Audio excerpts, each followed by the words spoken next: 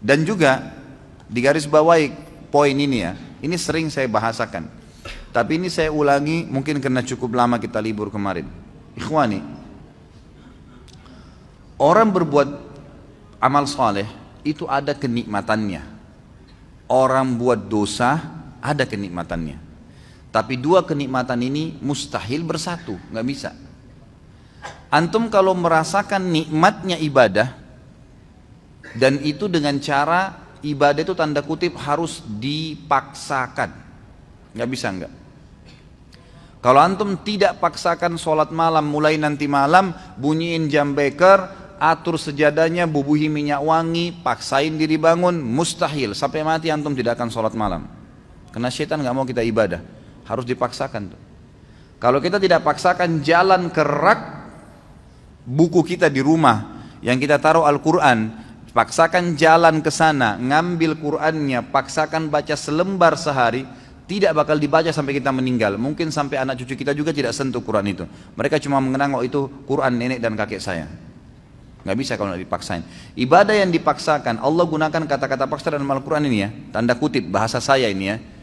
Allah SWT mengatakan, a'udzubillahi minasyaitonirrajim, walladzina jahadu fina lanahdiyannahum subulana. Orang yang memaksakan diri ke jalan kami akan pandu menuju ke jalan-jalan kami.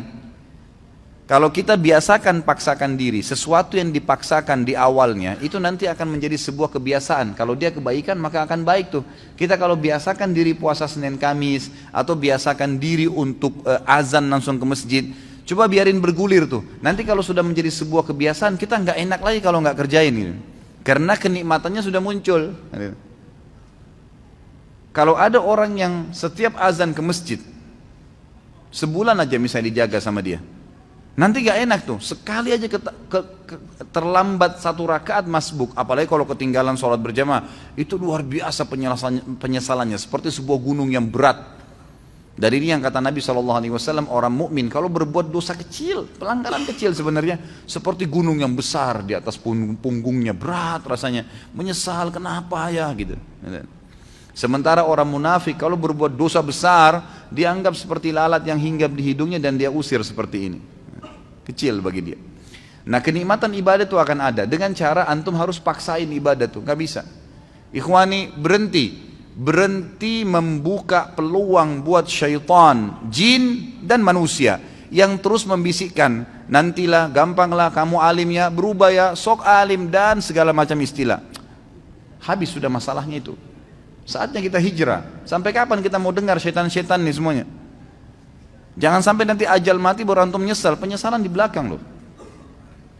Kalau antum meninggal dalam kondisi ada sholat yang ketinggalan, luar biasa nyesalnya itu. Kalau kita meninggal dalam kondisi tabungan kita penuh, nggak sempat disodakain, pastikan demi Allah antum akan nyesal.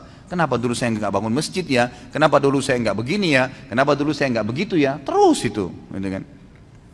Kenikmatan ibadah ada, kenikmatan maksiat juga ada. Kenikmatan maksiat ini, kalau orang maksimal di situ atau orang maksimal di sini ya, kalau ada orang ibadah dia maksimal, betul-betul ditinggalin dosa sama dia. Orang yang pakai jilbab, akhwat kita yang pakai jilbab rapi, dia sudah komitmen jaga itu. Sama tadi dengan misalnya laki-laki kalau jaga sholat di masjid, luar biasa dia tidak mau ada orang lain lihat sehelai rambutnya pun kecuali mahramnya. Satu waktu ada orang nyelonong masuk ke rumahnya, pas nyelonong masuk ke rumahnya, lihat rambutnya. Apa yang terjadi? Pasti ukhti itu menyesal. Luar biasa terbebani. Kenapa nih rambut saya kelihatan? Karena dia sudah merasakan pakai jilbab itu sudah dipaksakan sama dia, tanda kutip, sehingga menjadi sebuah kebiasaan dan sudah ada kenikmatan. Karena dibiasakan jadi ada kenikmatannya, gitu kan? Nah kenikmatan ini, kenikmatan ibadah ini akan menghilangkan kenikmatannya dosa. Lawan tutup aurat, buka aurat. Orang yang sudah biasa tutup aurat dia rasa nggak enak lagi orang buka aurat. Orang yang biasa sholat, hilang kenikmatan meninggalkan sholat. Karena lawannya sholat pahala, ini meninggalkan sholat dosa gitu kan. Orang yang tarik kepada semua ibadah nih, orang yang biasa gemar bersedekah bantu orang, nanti dia nggak enak, lawannya itu pelit yang akan kita bahas malam ini. Itu berat, dia jadi tidak mau tuh, tidak ada kenikmatannya lagi. Dia kalau punya sesuatu, siapa lagi nih yang mau dikasih ini, dikeluarkan gitu kan. Seperti itu. Dosa dari sisi lain juga punya kenikmatan. Dosa punya kenikmatan. Orang kalau sudah membiasakan diri dalam kemaksiatan. Misal perempuan tidak tutup aurat, dia pakai celana pendek, pakai celana ketat, bajunya luar biasa terbuka, gitu kan.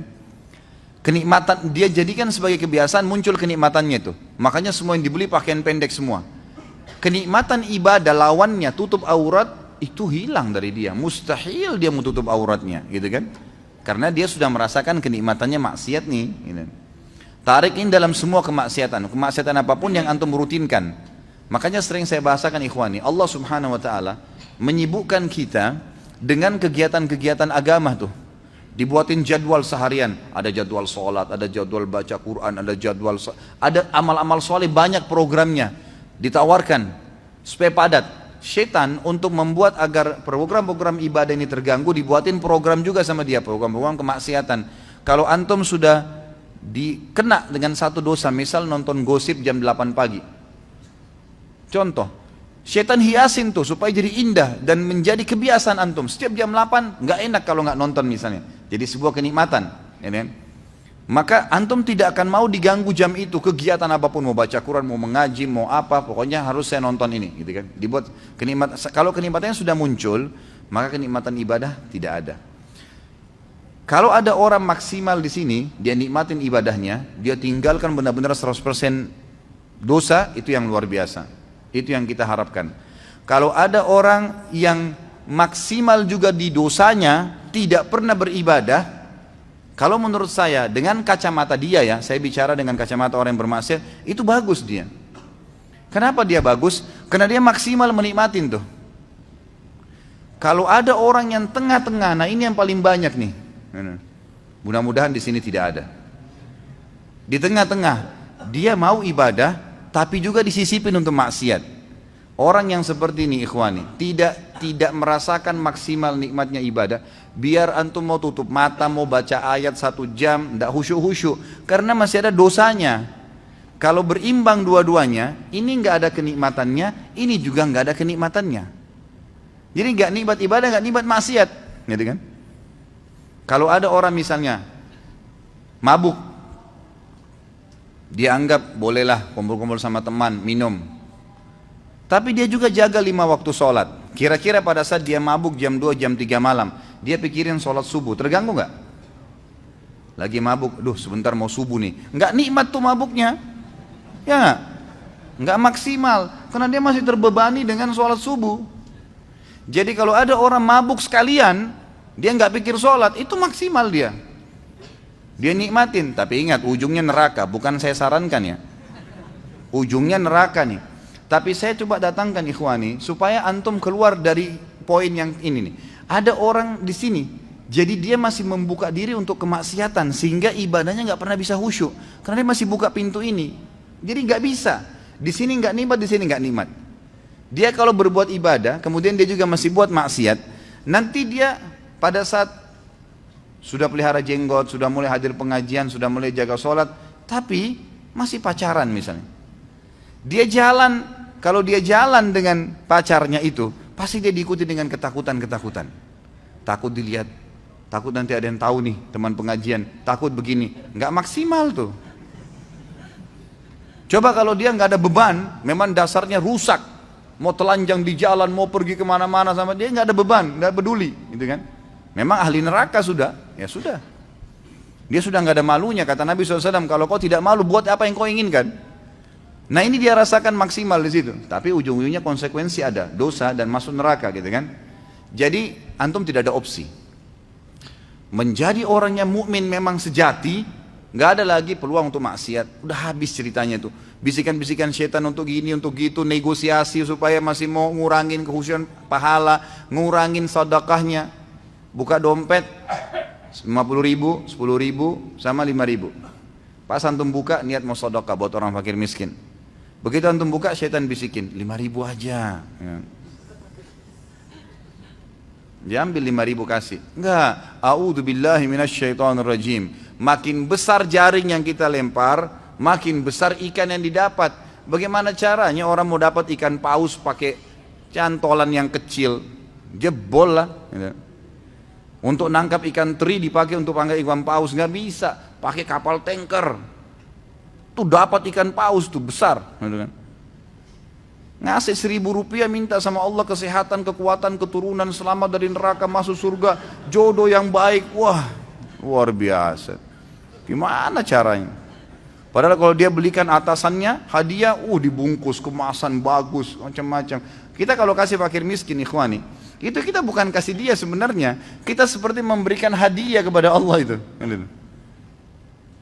Makanya para ulama mengatakan, Urwah Ibn Zubair rahimahullah, seorang ulama tabi'in yang masyhur, beliau mengatakan, jangan kalian menganggap sama sekali sedekah yang kalian keluarkan itu bentuk sedekah, itu hadiah yang kalian berikan kepada Allah.